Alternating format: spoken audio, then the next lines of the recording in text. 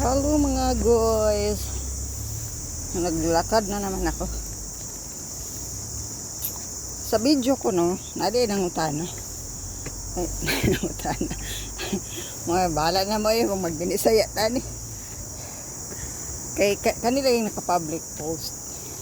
Anong utana? Saan ko daw nakuha yung kuan? Yung scoliosis ko at herniated disc. Ang scoliosis ay namamana yan. Siyempre ang sakit, namamana yan. Tapos, isa sa dahilan din yan yung, alam nyo yung mga anak nyo, laging mabigat ang bag. Ganon. Pinagtatrabaho nyo ng mabigat, nagbubuhat ng mabigat. So, yun ang dahilan. Mabibigat na gawain. Ganon. Ako, parang genes din kasi mayroon akong kamag-anak na may scoliosis. Scoliosis yung natabi yung spine natin ba? Yung isa, umbok. Gano'n. Yung kabila, hindi. Yung sa akin, ano lang, mild. Pero sakit siya. Tapos, saan ko daw nakuha yung herniated disc? Yun din. Ang may scoliosis prone sa slip disc or herniated disc at saka yan pagbubuhat. Eh ako bata pa lang ako. Sige trabaho ba?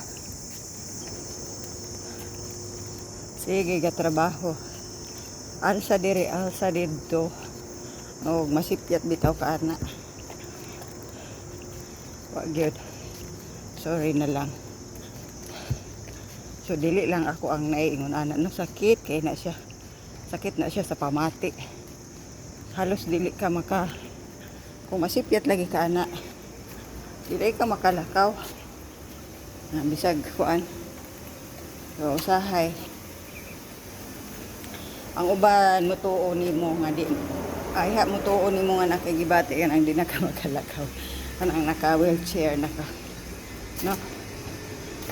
So mo nang ang kuan ana magpa-doktor gyud ta. PT ang kuan ana. Tapos kung severe operahan gyud pero ako sa tinuod lang mahadlok sa ko opera. Mahadlok sa ko sa bayro nun. Kay mahal kay na. At saka syempre daghan ko nabasahan nga mobalik ra siya bitaw no. Sahay mobalik daw. Sakit ra daw gihapon. So nagsasayang imong kwarta. So karon gapainit ko. Kay magbitay-bitay ko. Magbitay-bitay. Magbitay-bitay ko kay para mo mukha na akong spine bitaw muluwag. Kay usahay makompress na siya. Muraguot ba? Magbitay-bitay. So kita mismo ang naigibati. Tayo ang tutulong sa ating sarili kasi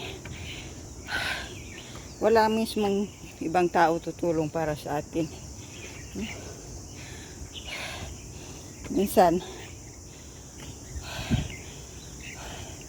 hindi lang minsan tayo mismo ang tutulong sa ating sarili.